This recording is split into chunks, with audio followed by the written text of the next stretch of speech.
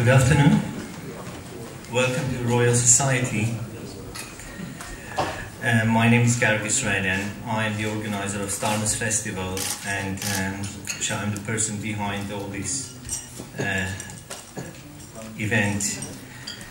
And today is a very special day. It's a historical day, and not only for me, but I think for most of us in this room. Because we are here to announce something really special and something historical. It's Stephen Hawking Medal in Science Communication. I think it's so important to recognize enormous work done by people who are trying to bring science to public. It's perhaps even, sometimes I even say it's even perhaps more important than to do science itself, being a professional scientist, because only now I recognize how much work is there, because being in professional science for all my life, I'm an astronomer and I've been observing for more than 20 years. I've spent hundreds of nights in telescopes in all over the world, in Canary Islands, in Chile, in Hawaii, hundreds of nights. And you kind of enjoy this work. It's really nice to be an astronomer. But when it comes to communicate science to the public, it's really tough. It's not for everyone. You need special talent to do this. And I think we have to appreciate people who are doing this really important job to public awareness. Now, I want to say a couple of words about Starmus. So what is Starmus and why is Starmus? Why we are doing this festival? And there are lots of astronomers inspired by music. Many. I'm one of them. I've been playing in bands since I was 15 years old. I was inspired by Pink Floyd and Genesis, Queen, and so on. This was my generation from 70s. I grew up with this music. And I had my university band playing keyboards and guitars and so on. So we went through this. This is normal evolution, I would say, for people of my generation, okay? So I'm part of this. But we also have lots of musicians inspired by astronomy. So we have these two communities, quite amazing astronomers and probably physicists and biologists. Well, I would focus on astronomy because it's much more popular and it's easy. So astronomers inspired by science, inspired by music, and musicians inspired by astronomy, space and stars. So the idea was, why don't we bring these guys together and make a party, like a big event. So we get lectures, we get music, so they are inspired, both parties are inspired. So we get them together, it's kind of a nuclear reaction or thermonuclear reaction, we get an explosion and the whole world is aware of what's going on and so on. That's nice. So we've done this first party back in 2011, the first Starmus Festival, and we're so proud to have Neil Armstrong as a keynote speaker. So it was like a miracle for me and for people who attended the first Starmus Festival, only 300 people. It was an amazing event, and Professor Richard Dawkin was there, Alexei Leonov was there, Brian May. So this was a time when we thought that, okay, that is something we have to come up and do some festivals to celebrate this marriage of music and science and astronomy in particular. So that was the idea. But not only this, because you cannot just do parties, there has to be some meaning. It's nice to come together to listen to some music, but we have our principal goal was to do something much more than a party. So what is doing Starmus? First of all, we want to inspire kids, young people, inspire them to choose science as the main path in their life, because it's not really scary and it's fun. Of course, you don't become a multimillionaire in science. It's impossible, of course. But anyway, it's an interesting thing and you can invest your time. So we want to inspire, and especially kids. And in a country like Spain, it's a serious problem because 99% of kids are in football. They know everything about football, all the names of football players, everything. They know single scientist. There are no scientists that no one knows, that they don't even know Neil Armstrong. So this is a complete disaster. So I was just thinking, no, it cannot be. It cannot go like that. So we have to do something. So inspiration is a bit, and I think we succeeded, because at Starmus 2 we've seen lots of kids coming, taking pictures with Alexei Leonov, with Stephen Hawking, with Brian, because they realize that these are stars. They are not football stars, but they are stars. Okay, so it's a star festival, and there are other stars than football stars. Okay? So that was nice. And the second, that would help to increase the reputation of scientists in the world, because I think that's another very important issue, that we have to make sure the scientists have high reputation, the politicians will listen to them when it comes to science. Okay? So this is why I was calling Starmus as Davos in science, because we see every year the politicians get together in Davos and they make a big noise and people know that they are the ones to decide the future of this planet. And I always thought that why they are the ones to decide the future, why not the scientists should decide the future? So we need a Davos in science, so we need to bring these guys together, not the politicians. So the Starmus was going in this direction, trying to bring the very high-profile scientists, and not only scientists and artists, so people who create values for this planet, for this society. And I believe that they are the ones really, engineers and scientists and artists. So they are the creative part of this society. So we need a Davos for them every year, and to bring the media, to bring them to show that these are the guys, they create values. Okay? And also, we wanted to create a club of scientists, a friendship, so we want to make sure that they know each other. I was very proud to see that the first Starmus Festival, George Smoot and Bill Anders, they got to know Richard Dawkins. They never met before.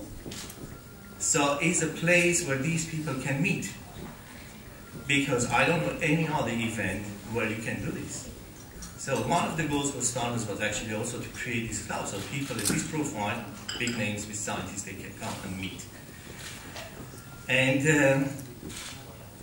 And also it's true, I've heard from many artists, musicians, they don't want to, sometimes they want to hear popular science lectures from very high profile scientists, and there is no place to go to do that.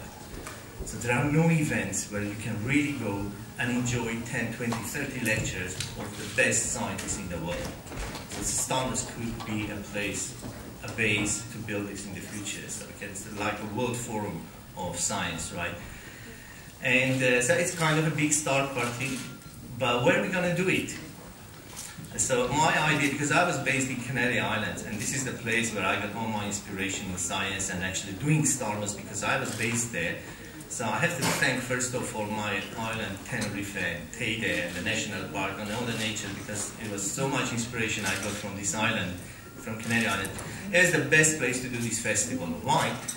Of course we have all the best tourist infrastructure, hotels and everything, but also we have easy access to observatories. So in less than an hour you can get to the best observatories and telescopes. While you cannot do it in Chile, you can't do it in Hawaii, but you can do it in Canary Islands. It's really easy to go and make a star party, to see the telescopes, enjoy the weather, and it's not that far from the rest of the world. So in a couple of hours we get to Tenerife, Canary, from most of the places in Europe. So it fits. It fits, it's nice. We have the largest telescope in the world based in La Palma. That's also very good. So I thought, okay, we have the place, we have the idea, let's go and make the party. And Canary Islands is the best place, and I want to invite you to see this very short video about Canary Islands, so you will be convinced that it's not just the sun and the sea. It's nature, but it's inspired with nature. It's different islands, and they are just incredible. La Palma, Tenerife. Please, if you can watch this short video. Now, there's a video of this one.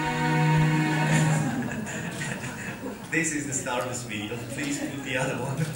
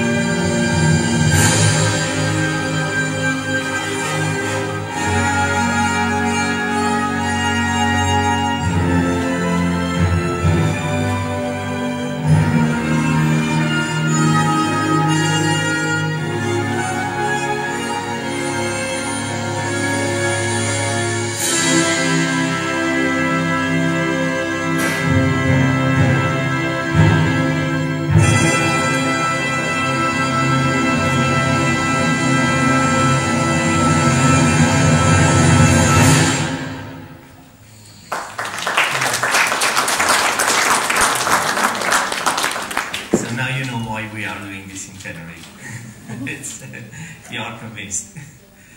Okay, now the second edition of the festival last year was incredibly energetic. First of all, because we had Stephen Hawking as our keynote speaker, and we didn't know that this was going to create a black hole in Tenerife. So there was a huge accretion of matter from all over the world coming to Tenerife, and there was an X-ray coming out from there. But the second festival made us to. Actually, we were convinced after the second festival that the format of the festival is the right one. We are doing the right thing, so we have to go ahead.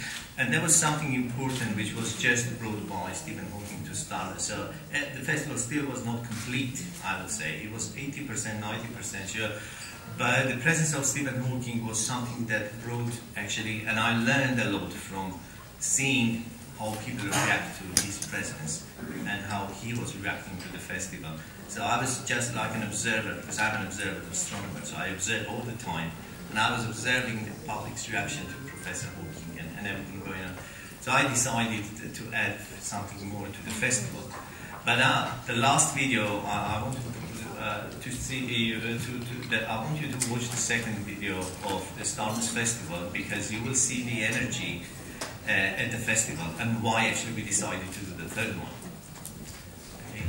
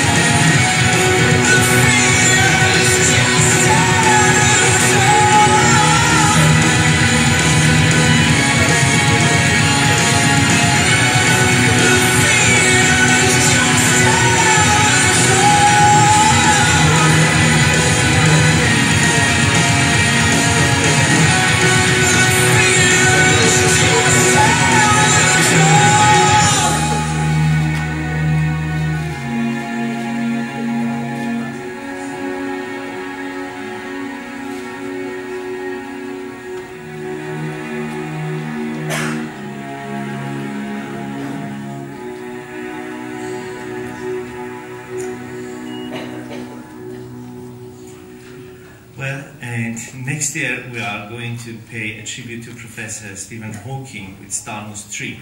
It's going to be even more ambitious, more energetic. It's going to be just an incredible festival. We have amazing lineup of scientists. We have got 12 Nobel laureates, and we've got Kip Thorne and Neil deGrasse Tyson, Alexei Leonov. So it's just incredible. You can go to the website and see people who will give lectures at the festival, join the festival. And now we are working on the musical side of the festival, and it's probably, I hope in January we can announce the names, but it's going to be quite ambitious. I think we're going to rock the world. We're going to rock the world. So this, I think Stephen Hawking has to rock the world. He has already rocked the world several times with his books and so on, but now the last time we have to rock him with the Starmus Tree, paying him a tribute, and now we all together rock the world. And okay, so now this is about Starmus Tree. The last thing, why we are here to announce a medal of Stephen Hawking. And this medal was inspired by 3 persons, and I have to tell you why, so how it comes. And it's Alexei Leonov, who made a portrait of Stephen Hawking 6 months ago. He was giving a lecture at the Science Museum. It was an amazing portrait, you will see it. And Brian May, who was always a bridge and was a source of inspiration for me, first of all, and I think the Starmus is first of all thanks to Brian, because it would never happen without his help and support and inspiration I got from Dr. Brian May. He's like a bridge connecting professional science. He's not an honorary doctor, he's really a doctor in astrophysics. He has a background in astrophysics, I think. It's quite different. And so it's because of him, and Alexei Leonov, who is symbolizing for me a space adventure. He's a space artist, he makes amazing drawings. I don't know if you've seen him, but he is an incredible artist. He can, and the final, the gap was filled by Professor Hawking, Stephen Hawking, because when I saw him last year at Starmus, I realized that if you are so high in professional science, you can be also very good in communicating science, and you can inspire films, cartoons, music, and everything, because that's what Professor Hawking has done. His voice, his image, his sound is everywhere. He's in Pink Floyd, he's in Simpsons, he's in Big Bang Theory. It's just incredible impact Professor Hawking is having in society. It's quite a unique phenomenon. And this is why I realized that if we are talking about science communication, I need these 3 pieces to build a triangle, this magical triangle. So it will be Professor Hawking, Brian May, Alexei Leonov in one single medal. So, and in this, like a Bernoulli triangle, people have a different space and time, relativity effects and so on, that will fit into this magic triangle. So this was the design of the medal, having these 3 names. And so with him, so the name of Professor Hawking is associated with impossible becoming possible. So this is the thing, and this is actually what happened with Starmus, because it was just an idea, a possible idea, that many people were laughing when we were talking about Starmus. I was saying, this is rubbish, I mean, what they are talking about. But finally it happened, we did it, it was impossible, now it's possible. It's exactly the same with Professor Hawking. He is making impossible things possible.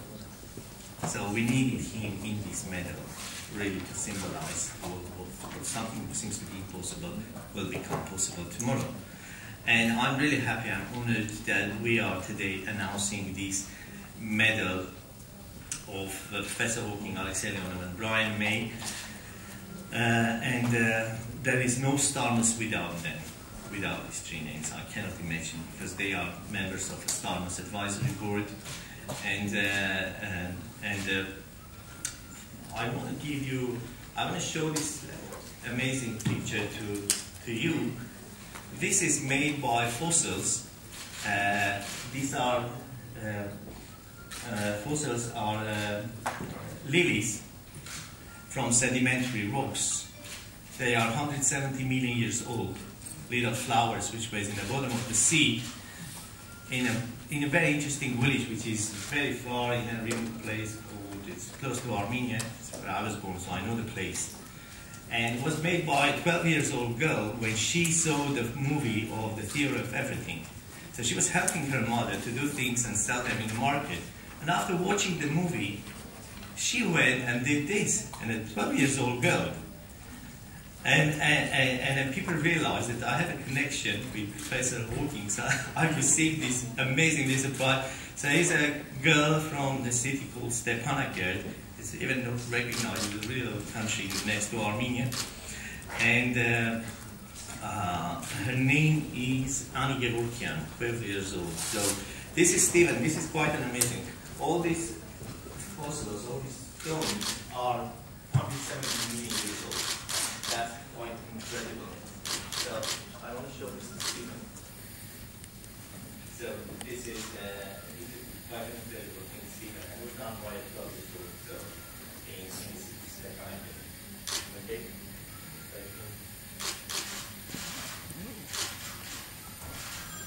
Well, I will leave it for further. And okay, so for me. I want to ask now my members of Starmus Board and our special guest here to say a few words about Professor Hawking and what they think about the festival and the medal in general. Shall I introduce Dr. Brian May? And artists shared their passions in a language which we could all understand. And we were privileged. I was amazed with what happened. We heard Neil Armstrong, almost at the end of his life as it turns out, speaking of a new age of the development of human character. We heard Alexei Leonov, a prime example of a great scientist and a wonderful artist. We heard him speak of his first spacewalk. We heard Richard Dawkin speak of evolution. We heard Buzz Aldrin, Charlie Duke, George Smoot, Kip Thorne, Jill Tarter, Harry Kroto, Jack Szostak, and a legion of other amazing scientists, but more than scientists, scientists who could communicate, some of the greatest communicators I've ever seen. We also took in the cosmic music of Edgar Froese, Tangerine Dream, Rick Wakeman, and we hope in the next one to have Hans Zimmer there, who's here with us tonight. That will be an amazing thrill. This is the kind of thing that happens in Starmus. We have the joy at Starmus of being, in a sense, I think, complete human beings, able to enjoy art and science as one, not having to make that choice. And at the last Starmus, we had the extreme pleasure, we listened in awe to surely the greatest science communicator of our age, Stephen Hawking. Stephen gave 2 lectures, and I have to say was a scientist and an artist and a rock star in every possible way. The third Starmus will be dedicated to Stephen Hawking, the great scientist and the great human being. And in his honour, a new medal has been struck, the Stephen Hawking Medal, which will be awarded for the first time at Starmus 3, and it will be awarded to the human being who, by his sharing of science and music with us all, is the greatest inspiration to the next generation of artists, scientists. So all I can say is, please join us there, please join us in the dream, and let's live life as perhaps it should have been lived. Thanks.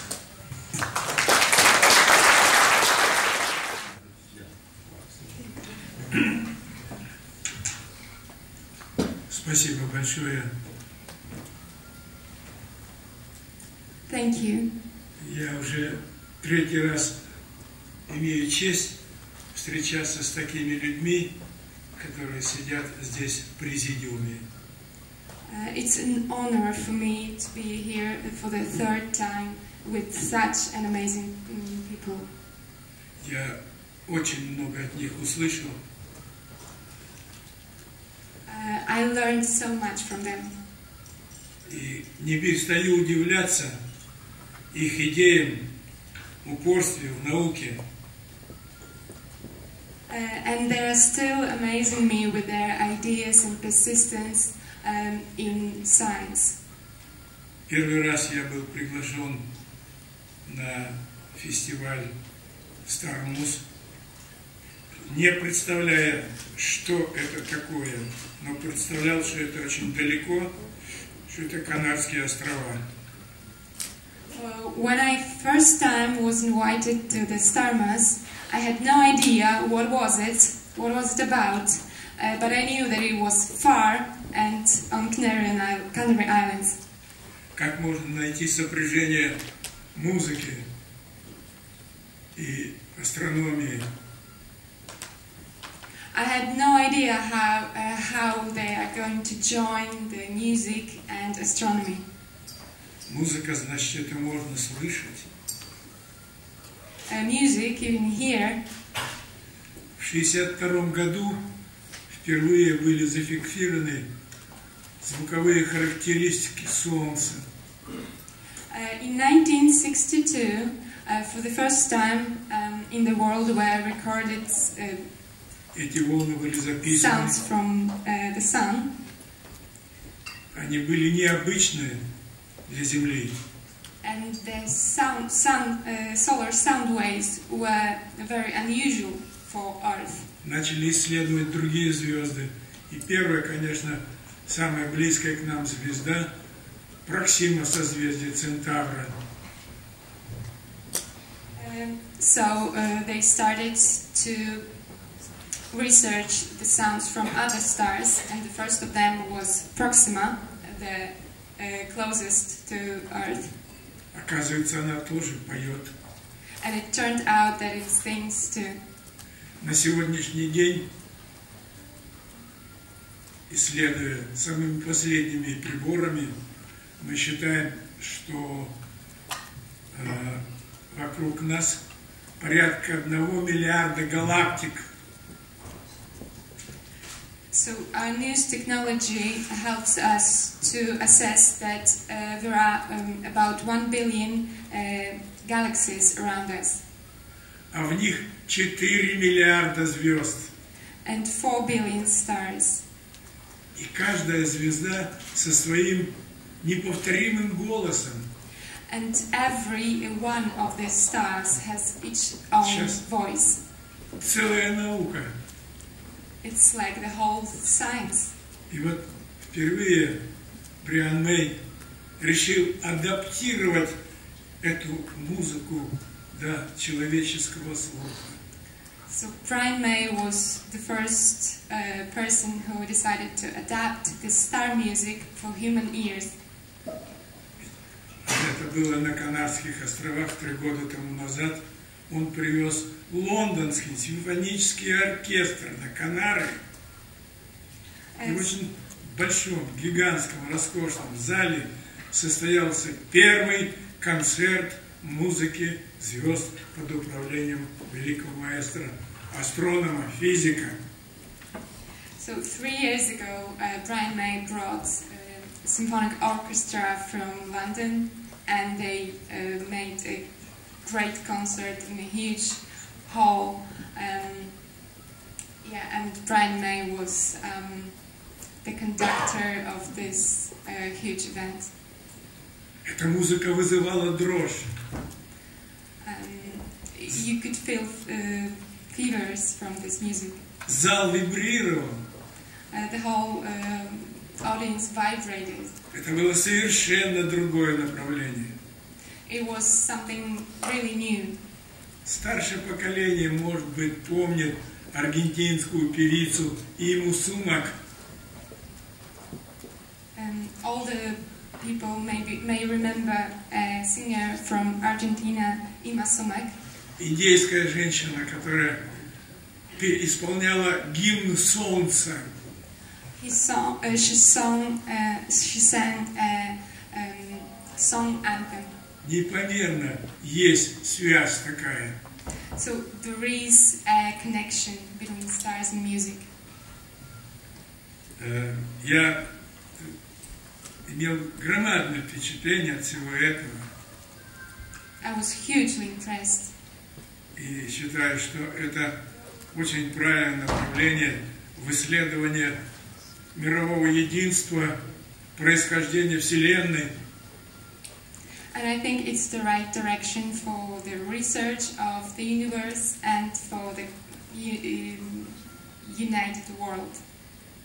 И впереди еще есть большие-большие возможности, где доктор Бриан Мэй может себя показать не только как астроном, но и как очень тонкий музыкант. And there are so many more possibilities for Dr. Brian May to... Когда я его смотрел на сцене, то я вспомнил портреты Паганини, которые делал со скрипкой, что он хотел. Вот Брайан Мэй делает с гитарой, что он хочет. So when I saw him on stage, he reminded me of Paganini, who was so virtuous with his violin. So it's like Brian May with the guitar. Но он также владеет и телескопом. But he's that good with the telescope as well. Он умеет разговаривать со звездами. He can actually speak to the stars. Я думаю, да, конечно, будет возможность у вас послушать. You'll have this possibility to hear that. Больше музыки другой нет, которая бы вот так говорила о Вселенной.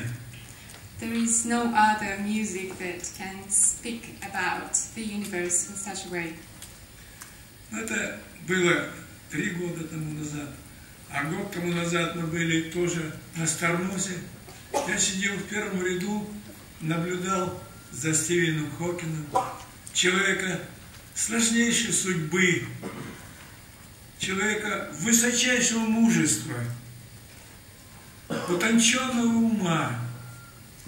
И у меня создалась идея быстренько сделать карандашный портрет Стивена. So that was 3 years ago, and 1 year ago I was sitting at the Starmus Festival once again in the first row, and I observed Professor Hawking. Это были какие-то мгновения. And this brave man and very intelligent and inspiring man, and I decided to make his portrait. It was just mere seconds. А когда я показал этот небольшой лист бумаги профессору Гарику, он говорит, да это же Стивен Хокинг, никто другой. So when I showed this portrait to Professor Israelian, he said, "Wow, it's Stephen Hawking, nobody else." И вдруг идея создать медаль, которая была вручалась за популяризацию науки и техники. And we had this idea like that to create a medal for science communication. И обратились ко мне, можно ли использовать этот портрет на медали. And they asked me if they can use this portrait for the medal. Для художника это редкая удача. It's a rare luck for the artist. Чтобы карандашный рисунок воплотился в металл. To have your pencil portrait on a medal. Который можно держать в руках, осязать и думать. Which is a very tangible thing, which makes you think. Сегодня мы уже показывали эту медаль. По-моему, она получилась хорошо и будет вручаться людям за эти достижения в области популяризации науки, техники. We showed this medal today already, and people will receive this medal for science communication. Это уже тоже в прошлом. А вчера я имел очень большой радостный день. But it's the past as well. And yesterday I had a very happy day. 2 недели тому назад я из Москвы провожал в полет экипаж последний Юра Маленченко и 2 weeks ago, заключительный на сегодняшний день летающий Пик, космонавт, астронавт Великобритании. Я его очень хорошо знаю. Он достойный человек. Тим Пик, хороший летчик, летчик-испытатель. Всю жизнь, казалось бы, он готовился к этой миссии. Инструктор по выживанию, спелеолог. И, в общем, оказался блестящим парнем. Экипаж в таком составе. Тим и Юрий, кстати, два Тима. So 2 weeks ago I farewelled the crew of the last space mission with Tim Peake, British astronaut, and Yura Manichenko. Имеет высокую... Тим и Юрий. Имеет высокую психологическую совместимость. Это же коэффициент человечества. They are very good with each other, psychologically speaking. Праздник был в музее, организован в Политехническом музее. 3000 школьников было приглашено на просмотр пуска со всех уголков Англии. Каждая школа. And it was a huge celebration in the Polytechnic Institute Museum. 3,000 of school children were invited there. Каждая школа приехала в своей формочке. Every school had their own uniform. Работали все телевизионные каналы.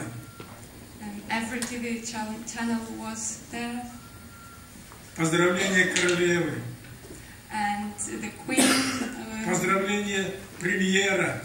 And Prime Minister said their words. Я наблюдал за детьми, которые во время старта плакали от радости. And I saw that children were actually crying, feeling this happiness when they observed the start, the launch. Событие 12 апреля в Советском Союзе, когда полетел Юрий Гагарин.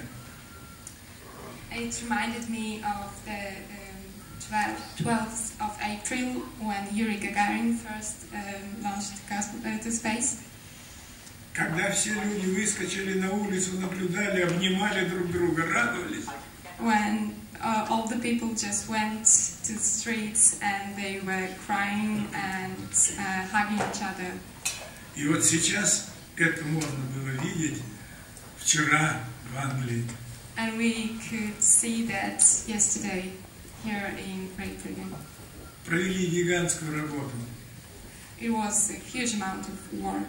Ну и одно из событий, которое полгода уже длится, это выставка советской космической техники за 55 лет в Политехническом музее. And another event which is on for, which have been on for 6 months now, it's the exhibition of Soviet spacecrafts in the Science Museum. За последнее время это, пожалуй, самая лучшая выставка, которую можно устроить в этом направлении. And it was the best kind of such an exhibition of our time. Где представлено все, начиная от первого спутника, последнее оборудование станции МКС. There is every equipment there from the first Sputnik. Все корабли, в том Every числе spacecraft. в единственном экземпляре корабль, советский корабль, который должен был высадиться на Луне. And including one of a kind, a Soviet spacecraft which was supposed to land on the moon. Я удивляюсь, как им удалось получить этот корабль сюда. I'm amazed how they managed to actually get this spacecraft. Я поздравляю организаторов этой выставки. Она достойно представляет все. And I think that the organizers of this exhibition did a great job. Ну и поскольку я уже член организационного комитета фестиваля Starmus, а здесь сидят очень активные члены этого фестиваля, то я тоже вас приглашаю, посетите Starmus. Вы будете богаче еще. Вы так хорошо живете, а будете жить еще лучше. And as one of the members of the organizing panel of the Starmus Festival, I would also like to invite you to this amazing event. And believe me, your life will be even better than. За это время я много работал, издал альбом, в котором напечатаны порядка 100 моих работ. И я хочу сегодня здесь получить Стивена Хокинга. I've worked very hard to publish this album, which includes about 100 of my works, and I would like to present this album to Stephen Hawking.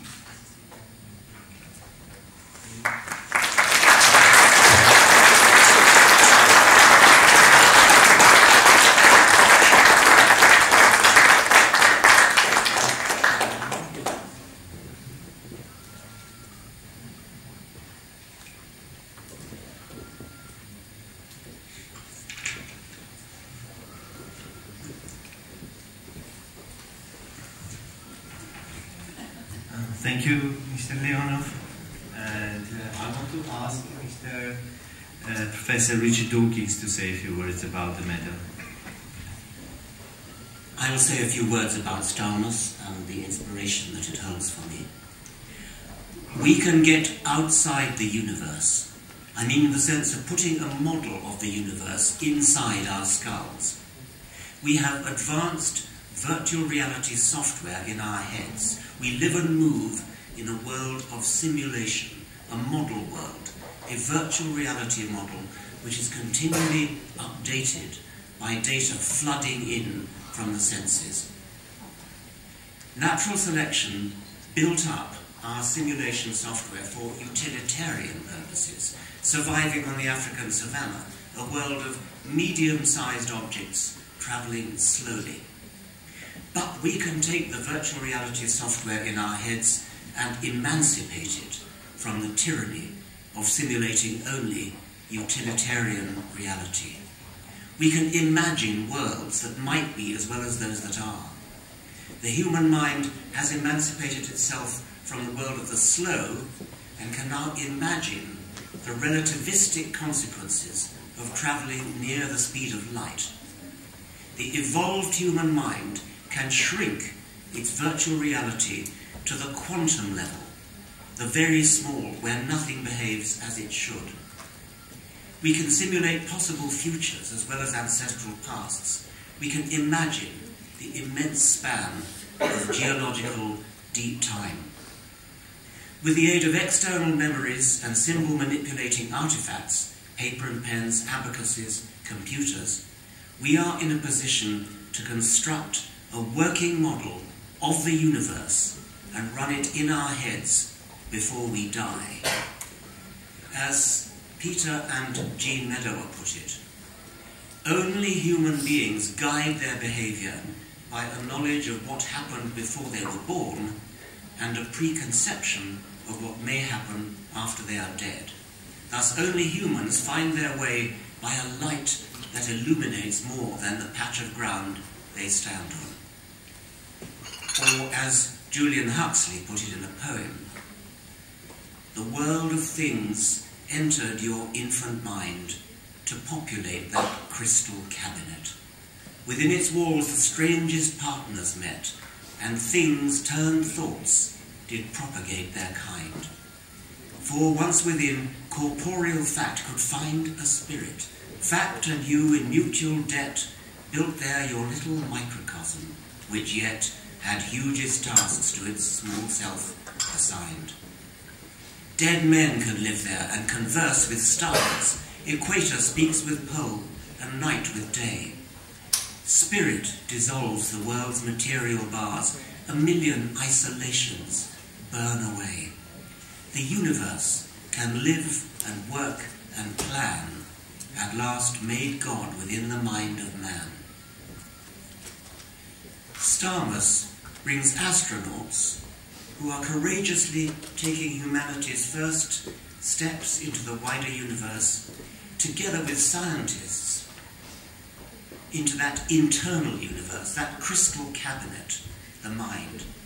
It's a stunning leap of the imagination by Garik Israelian, and I suspect that it's this that enabled him to attract not just any old scientists, but some of the finest and most imaginative scientists in the world.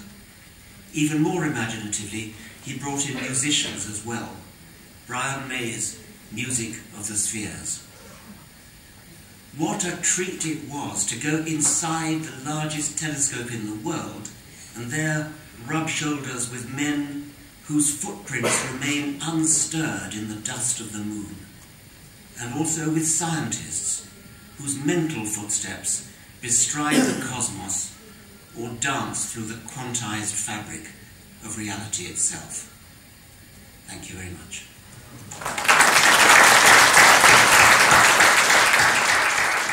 The largest telescope in the world, and it's just incredible. You can imagine minds, powered mind, the most powerful minds of humanity sitting just below the huge mirror of a 10-meter telescope and having a discussion about the future of the planet and so on. It's the best place for a roundtable discussion. And please, my next speaker is Professor Harry Kroto. I hope you can hear me in the back. Can you?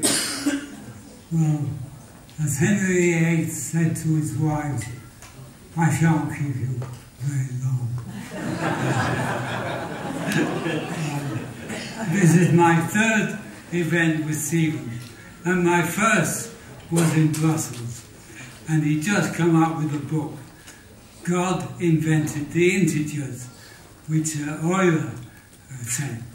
But I pointed out that the most important equation is not E equals mc squared, but is that angular momentum, number of angular momentum orientation is 2j plus 1. Now, when j is a half, 2j plus 1 is 2. Okay? You can all do that. Hopefully. But I can still do it. When j is 0, 2j plus 1 is 1. And when j is 1, 2j plus 1 is 3. And when j is 2, 2j plus 1 is 5. Now, 2 times 1, I hope you can do that, is 2.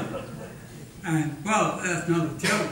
A colleague of mine came in and said, student, divide this number by 10. And she took out the calculator. She said, I was the calculator generation. Anyway, so 2 times 1 is 2. 2 times 1 plus 3 is 8. And 2 times 1 plus 3 plus 5 is 18. Now, who knows the significance of 2, 8, 18? Put your hand up. It's a periodic table, you bloody physicists. Anyway, the periodic table controls the whole of chemistry, all of biology, all of life, and therefore us.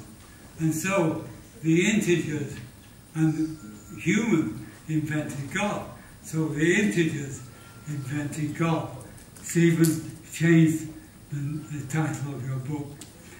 Now, the second thing is, Tim Peake's gone out into space, but the biggest British breakthrough in space, it was in July, when John Mayer, a Brit, working in Basel, fellow of the Royal Society, assigned 4 diffuse interstellar bands to C60. C60 plus. There are buckyballs all over the galaxy, coming in from other galaxies as well. It's the most important molecule in the interstellar medium. And the British press has not taken any notice of the biggest breakthrough. It's a puzzle of nearly 100 years. The diffuse interstellar bands. Look it up, at least Google knows about it. Now, finally, I want to say something personal. About 18 months ago, I was diagnosed with MND, or ALS. And I think Stephen has been an inspiration, not just to all the people around the world with disability, but to me personally. And I thank him, and that's why he deserves this medal. Thank you, Stephen, for being such a fantastic inspiration to keep going. Thank you.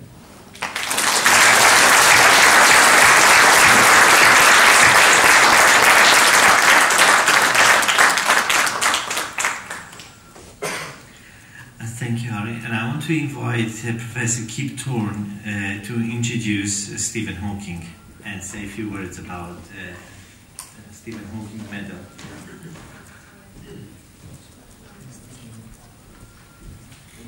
I first met Stephen in 1965 at a conference here in London, and he became one of my very closest friends. I can look at him as a friend. Stephen, in fact, despite his disability, is the most full-of-life person I know. At a party, he's inspirational. When he comes to visit me in California, the intensity of my social life doubles or triples. When I look at him as a scientist, I see Stephen, I see you as the person who gave us the laws of black hole mechanics that govern how black holes behave. Then you told us that black holes aren't black after all, that they can emit radiation due to the combination, the merger of the laws of general relativity with quantum theory. The first great triumph in this huge challenge of marrying these two almost incompatible sets of physical laws was Stephen's discovery of Hawking radiation. Then, Stephen, exploring that Hawking radiation, you gave us a puzzle that has inflamed theoretical physicists for 40 years, and I don't think the answer still is here yet. The puzzle of information lost down black holes. Stephen thinks he understands it. I'm not convinced that we understand it, because his explanation and the explanations of various other people who do think they've understood it do not necessarily disagree. An enormous challenge that has become a touchstone for understanding the laws of quantum gravity, those slippery laws that we don't yet fully understand. Back early in your career, Stephen, you told us, you proved for us, by a combination of astronomical observations and general relativity, that there really was a singularity at the beginning of the universe. The universe began in a Big Bang. And then you proceeded over the years to try to understand what the combination of quantum physics and general relativity say about the nature of the Big Bang, and you gave us what you modestly call your no-boundary proposal, what I would call the Hawking-Harlow theory of the birth of the universe. A very compelling description of how the universe began. So as a scientist, I see all these great discoveries, insights, and intellectual challenges. But then I look at you as a science communicator.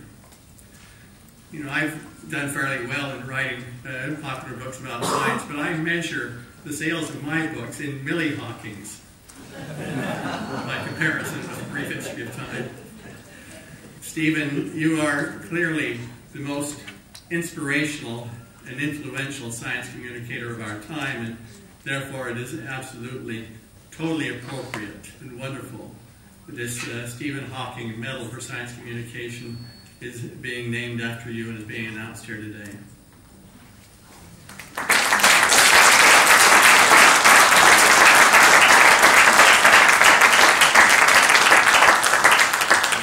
Thank you very much, Kip. And Stephen Hawking wants to say something.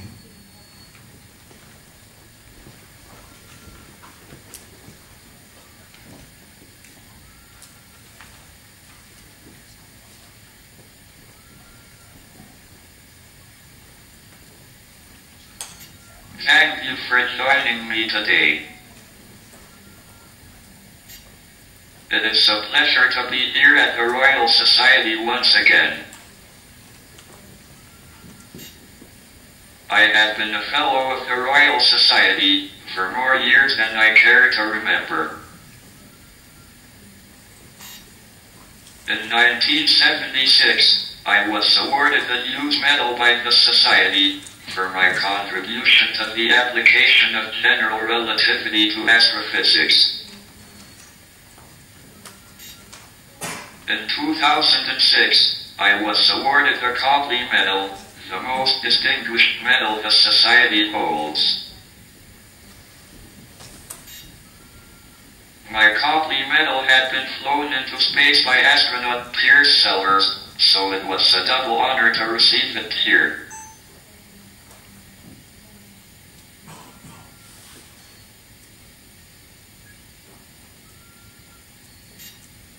I am happy to say I am here today not to accept a medal, but to announce one. I am delighted to present to you the Stephen Hawking Medal for Science Communication, to be awarded next year at the Starmus Festival in Tenerife. This medal will recognize excellence in science communication across different media, whether in writing, broadcasting, music, film, or fine art.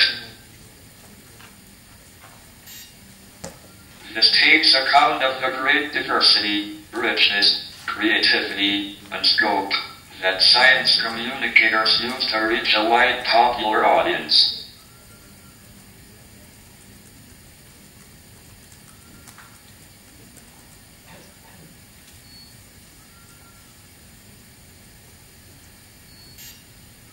When I wrote A Brief History of Time, I was told that no one would want to read a hardback book about physics.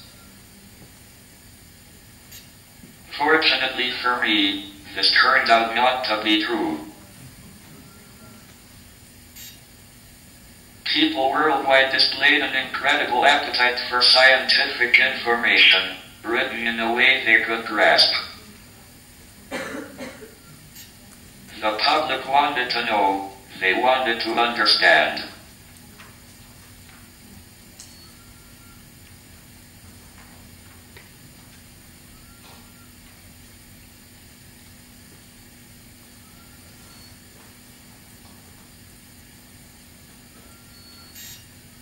Since then, many talented science communicators have risen to the challenge of describing the work of scientists in ways that inspire and enthuse the general public. This outreach work is crucial. Science communicators can entertain, educate, and inform the public in a way that makes science accessible and alive.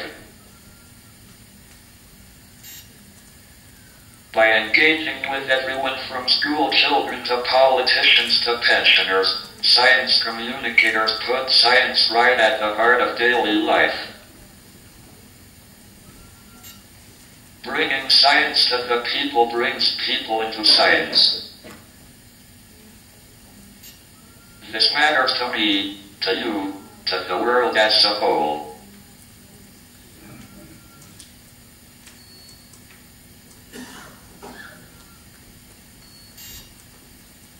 Therefore, I am very pleased to support and honor the work of science communicators, and look forward to awarding the Stephen Hawking Medal next summer at the Starmus Festival in Tenerife. I hope to see you all there.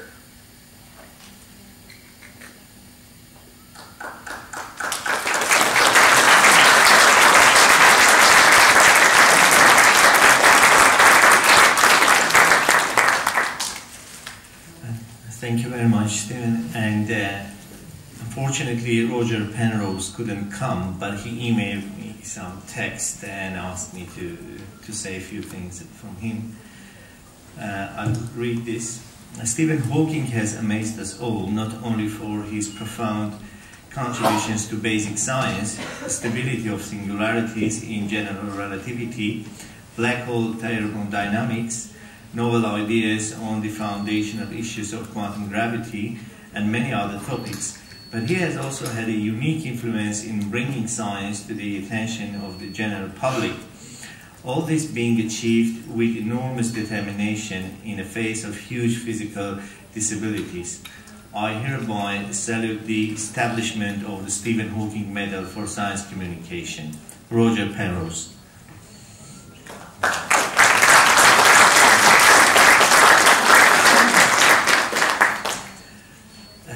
Well, we have some special guests to say a few words about this event. Now, I want to invite Mr. Alberto Bernabe to represent the Tenerife Island government.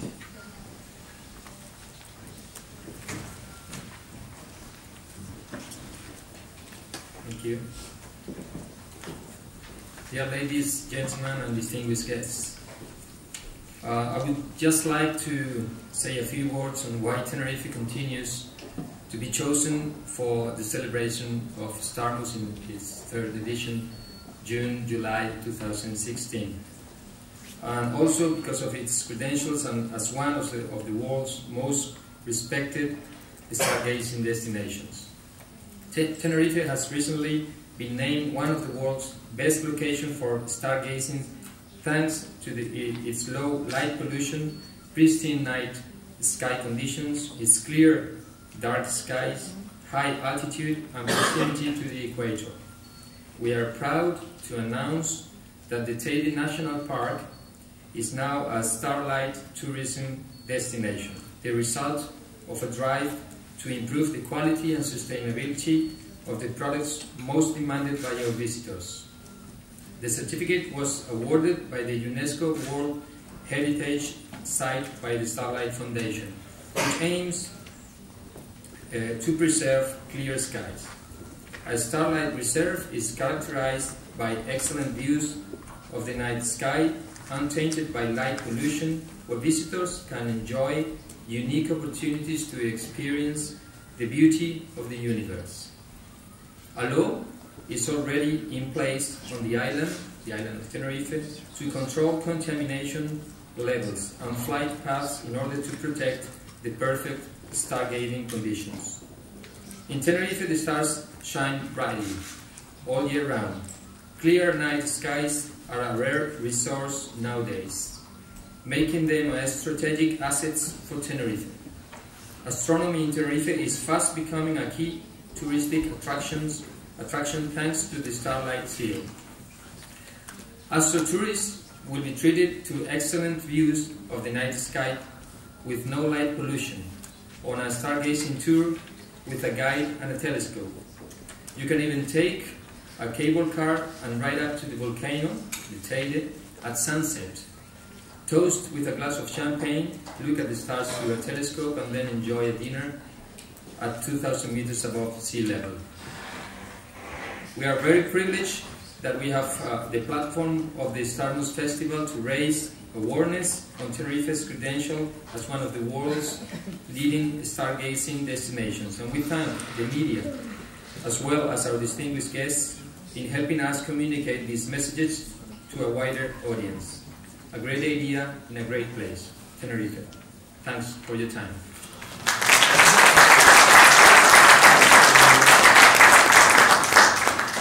We have also Maria Mendez from Canary Island government.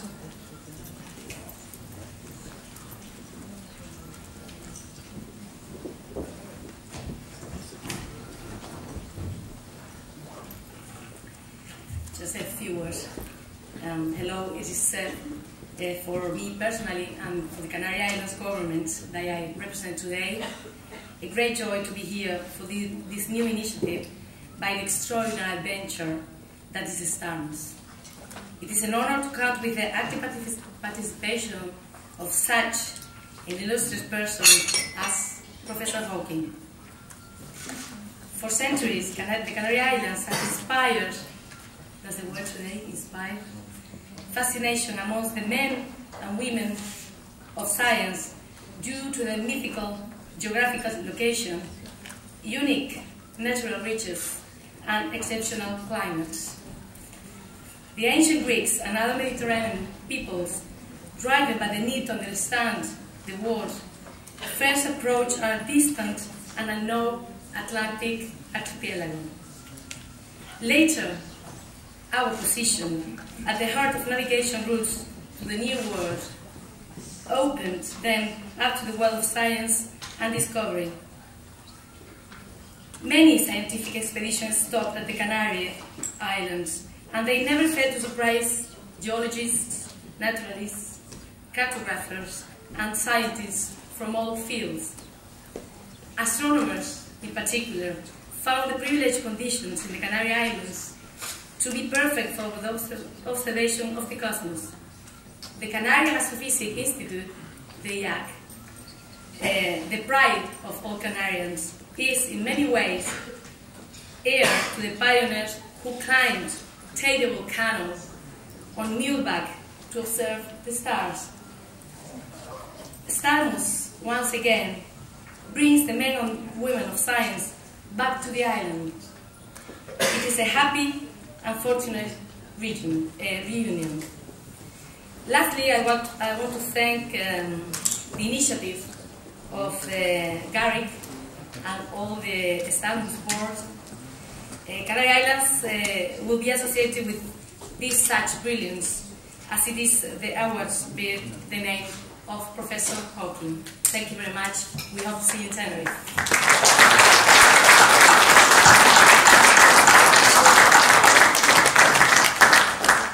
Thank you very much, Maria. We have a very special guest today. We have global recording artist Sarah Brightman. And please welcome her to say a few words about this event.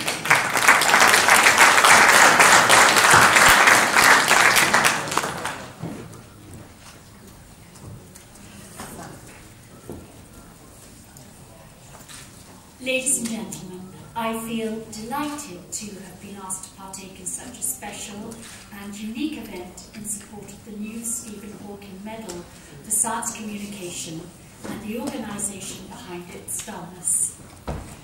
Stephen, I feel honoured to be here with you and honoured to be amongst such a distinguished and creative group of individuals who have all connected through their passion for the sciences, space and the arts.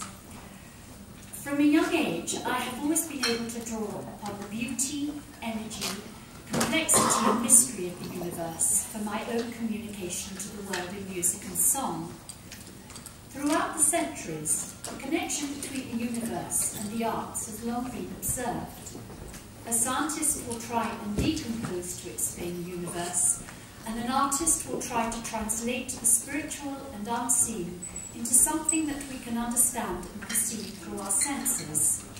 Both ultimately have the same goal, which is to explain the meaning of life. The communication of science and its fundamental place in society has always been essential, but now more so than ever. Though by no means a panacea for all our ills, science is nevertheless key to solving a great many of them, and yet we struggle to comprehend that fully. The Starmus Science Outreach Festival was created to address this very issue. It not only provides a venue where established players in the space sector, be they scientists, engineers or astronauts, can gather to talk among themselves, it opens up their work and its lasting value to the rest of the world in so many ways. By creating the Stephen Hawking Medal for Science Communication, the Starmus Festival is taking another great leap forward in its mission to educate and inspire. Starmus will inspire great science communication, and great science communication will inspire Starmus. Despite having to put my planned visit to the International Space Station on hold, my enthusiasm for space and all it promises remains undimmed. I extend to Stephen and Starmus my very best wishes for a successful festival next summer. Thank you.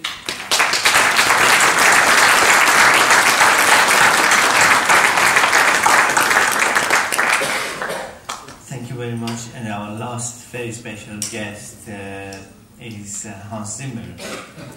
And I want to ask him to say a couple of words about Stephen Hawking Medal.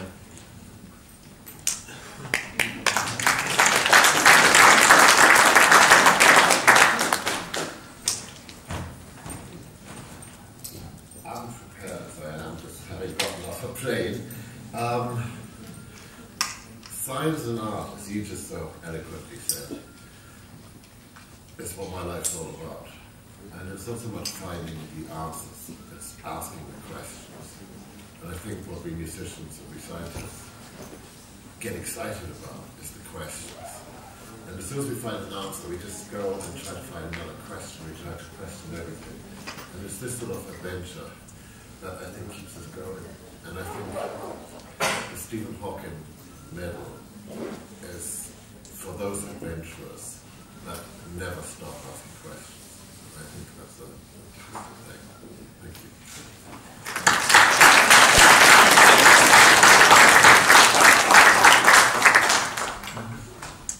Thank you very much.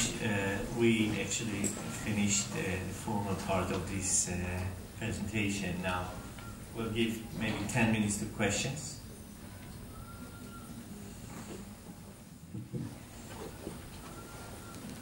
No questions. Well, I have a question. Isn't it about time that the Nobel Prize Committee for Literature gave the Literature Prize to a science communicator?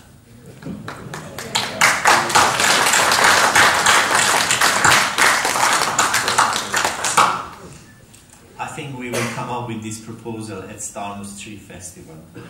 Formally ask people to sign and we'll make some noise. Well, yes. We have another great science communicator in the room, and I feel embarrassed that I'm sitting watching him from here. And I would like to ask him a question. Brian Cox, are you coming to Starmus next week? Yes. Hooray! Brilliant. Look forward to that. Yes? Is this organized with a series of different topics, or will it be centering on one topic? Yeah, that's something I was going to say. We are working on guidelines of the medal and to form a committee that will decide, and so this is in progress. We haven't yet decided, but the idea is to have a medal in science writing, and music arts, separate, and then I think, well, we think that the films, the producers and directors of film will be separate, just because it's a huge industry. It's very hard to make one single medal from all of this, because it's a really different invention. So, and I really think, yes. I do not quite get how kids from schools and people like that can participate. Like, can somebody, like, for example, gather a group of kids here in the UK and bring them to Tenerife and they take part in doing what? Or, like, how is that connected? I understand that there is, like, a round table, you discuss things and you give medals, but how, if this is for kids and for popularization, how they take part? Well, we had kids coming with their parents, but we never had schools like, 10, 20 years. I mean, I think it's just a matter of organizing with schools if they can do that, and we'll be happy to organize something with this. It's not a problem. Yeah. Well, when I was introducing Hans Zimmer, I want to make a comment because I asked this question a few days ago. Someone, I was saying, have you watched the Interstellar? I said yes, and because they were asking me why musicians should get the medal of Stephen Hawking, and I said, now can you turn off the sound and watch the Interstellar again? Will it be the same? Well, obviously my friend Kip Thorne posed impossible questions for me to try to answer immediately, but I mean, no, it will not be the same, is the answer. And truly the answer why Chris got me involved so early on was because there is a way of making what people might think shockingly hardcore scientific questions actually quite emotional. There's a way the music acted as if it was a river that took you on a journey and let you feel the science. You know, and I think that might sound like a paradox, but I think that was one of the things we really tried to achieve. You know, and I worked quite hard on it. No, but you know, it was one of those projects where it was very important for us to put science and the scientist front and center, as opposed to the way, you know, Hollywood had for years. You know, the scientist was sort of the nerdy sidekick. You know, no, we wanted to celebrate science, and for us, as filmmakers, I mean, science was absolutely the most important message that we could get out there, to try to show the heroism of, you know, intellectual pursuit. Thank you very much.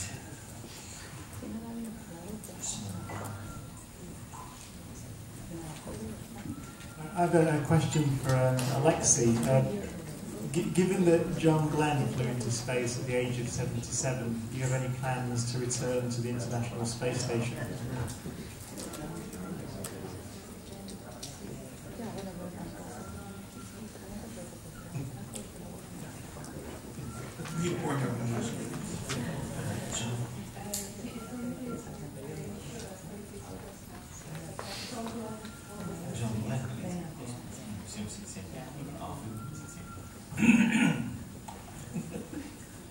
Я очень хорошо знаю Джона Гленна. Действительно очень интересный человек, целеустремленный. Сразу после полета своего он начал заниматься чисто политической деятельностью. Он был избран сенатором и так 3 раза избирался.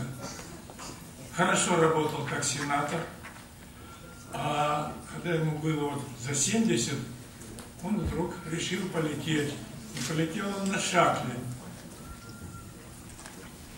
I know John Glenn very well, and after he went to space, he became a politician, and he was a senator, a very good one. But when he turned 70, he decided to go to space again by shuttle. Шаттл — это практически самолет. It's more like a plane. С небольшими перегрузками на выведении и на посадке. Но ведь лететь несложно. А вопрос зачем? Чемодан тоже летает. It's not hard to fly it, but the question is why, what for? A suitcase can fly too. Очень сложная подготовка. The training for this is really hard. Насколько я знаю, он никаких послаблений не имел. Он прошел эту подготовку. But he made it through the training. И им просто можно восхищаться. So it's an inspiring and amazing thing. Но я уже пережил рубеж Гленна. Мне на сегодняшний день 81 год. But I'm far older than John Glenn. I'm 81 years old now. Я пережил его. 81 год. 81 years old.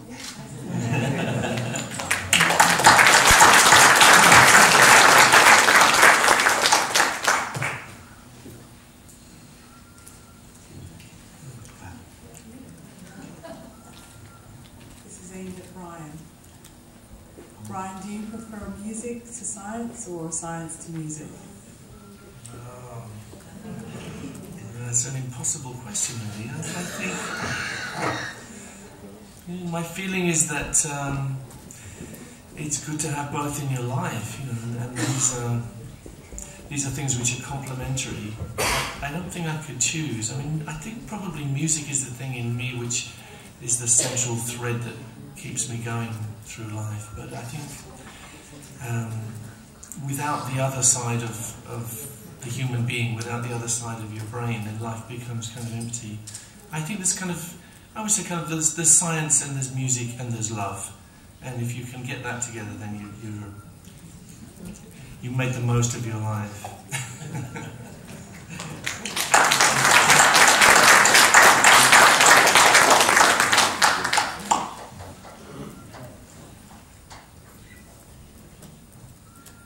Okay, thank you very much. We're finished, and please welcome some drinks and refreshments. Thank you.